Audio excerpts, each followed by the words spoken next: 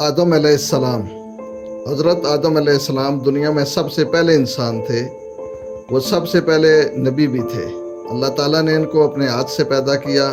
جب اللہ تعالیٰ نے فرشتوں سے کہا کہ وہ آدم کو پیدا کرے گا تو انہوں نے کہا کیا تو زمین میں ایسی مخلوق بنائے گا جو اس میں فساد کرے گی اور خون بہائے گی، جبکہ ہم تیری تعریف کے ساتھ تسبیح کرتے ہیں اور تیری پاکیزگی بیان کرتے ہیں۔ اللہ تعالیٰ نے کہا بلا شبہ میں جانتا ہوں جو تم نہیں جانتے۔ اور اللہ تعالیٰ نے آدم علیہ السلام کو ان چیزوں کے سب نام سکھا دیے جن کے ذریعے سے انہوں نے دنیا کی ایسی زندگی گزارنی تھی جو اللہ نے ان کے لیے مقرر کی تھی۔ پھر انہیں فرشتوں کے سامنے پیش کیا اور کہا اگر تم سچے ہو تو مجھے ان چیزوں کے نام ہی بتاؤ۔ فرشتوں نے کہا اے اللہ تو پاک ہے، ہمیں علم نہیں سوائے اس کے جو تو نے ہمیں سکھا دیا۔ بے شک تو ہی خوب جاننے والا بڑا حکمت والا ہے۔ اس سے فرشتوں کو پتہ چل گیا کہ آدم علیہ السلام اور ان کی اولاد کی زندگی جس مقصد کے لیے اور جس طرح کی ہوگی وہ ابھی اس کو نہیں سمجھتے۔ آدم علیہ السلام کو پیدا کرنے کے بعد اللہ تعالیٰ نے تمام فرشتوں کو حکم دیا کہ وہ آدم علیہ السلام کو سجدہ کریں تاکہ وہ جان لیں کہ آدم علیہ السلام کی زندگی اعلیٰ و عرفہ مقاصد کے لیے۔ تو ابلیس کے سوا سب سجدے میں گر گئے۔ ابلیس جنوں میں سے تھا ایک جن، اس نے سجدہ کرنے سے انکار کر دیا اور اکڑ دکھاتے ہوئے کہا میں اسے کیوں سجدہ کروں، میں اس سے بہتر ہوں، تو نے مجھے آگ سے پیدا کیا ہے اور اسے تو نے مٹی سے۔ اللہ تعالیٰ نے آدم علیہ السلام کے لیے ان کی بیوی حوا علیہ السلام کو پیدا کیا۔ قرآن مجید میں حوا علیہ السلام کے بارے میں بتایا گیا ہے کہ ان کے ذریعے سے آدم علیہ السلام کا جوڑا بنایا تاکہ وہ ان سے سکون حاصل کریں۔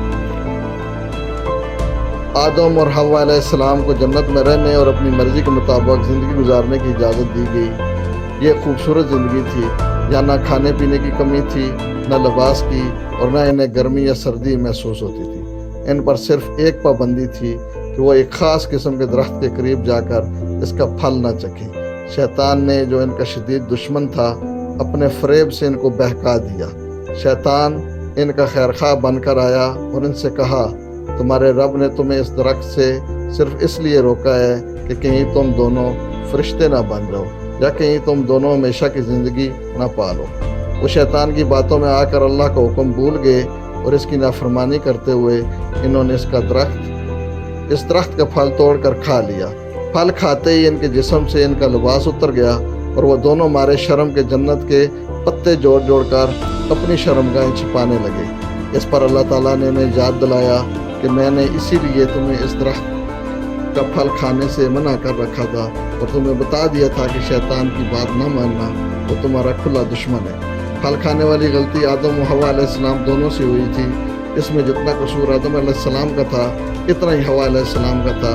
اس لیے قرآن مجید اس غلطی کی ذمہ داری آدم اور حوا علیہ السلام دونوں پر ڈالتا ہے، جبکہ موجودہ انجیل یہ کہتی ہے کہ حوا علیہ السلام نے آدم علیہ السلام کو اس درخت کا پھل کھانے کی ترغیب دی تھی، بلکہ یہاں تک کہتی ہے کہ حوا علیہ السلام نے حضرت آدم علیہ السلام سے پہلے پھل کھا لیا تھا۔ قرآن مجید یہ نہیں کہتا کہ حوا علیہ السلام آدم علیہ السلام سے زیادہ قصوروار تھیں۔ قرآن مجید بتاتا ہے کہ گناہ دونوں نے کیا تھا اور اللہ سے اس پر معافی دونوں نے مانگی، جس پر اللہ تعالیٰ نے ان دونوں کو معاف فرما دیا تھا۔ دونوں نے معافی مانگنے کے لیے یہ دعا کی ربنا ظلمنا انفسنا وان لم تغفر لنا وترحمنا لنکونن من الخاسرین۔ اے ہمارے رب، ہم نے اپنے آپ پر ظلم کیا اور اگر تو نے ہمیں نہ بخشا اور تو نے ہم پر رحم نہ کیا تو یقیناً ہم خسارے والوں میں سے ہو جائیں گے۔ اللہ تعالیٰ نے دونوں کے گناہ کو معاف کر دیا اور انہیں زمین پر اترنے کا حکم دیا۔ تم دونوں اکٹھے اس سے اتر جاؤ، تم میں سے بعض کا دشمن ہے۔ پھر اگر کبھی واقعی تمہارے پاس میری طرف سے کوئی ہدایت آئے تو جو میری ہدایت کے پیچھے چلا نہ وہ گمراہ ہوگا اور نہ مصیبت میں پڑے گا۔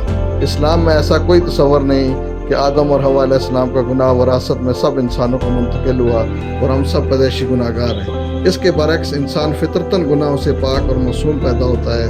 ہر انسان کو عمل کی آزادی حاصل ہے، اس لیے وہ جو عمل بھی کرتا ہے اپنی ذمہ داری پر کرتا ہے۔ وہ جس راستے کا انتخاب کرے گا اس کے لیے وہ خود اللہ کے سامنے ذمہ دار ہوگا۔ شاعر مشرق علامہ اقبال نے یہ بات بڑی خوبصورتی سے کہی ہے، عمل سے زندگی بنتی ہے، جنت بھی جہنم بھی، یہ خاکی اپنی فطرت میں نہ نوری ہے نہ ناری۔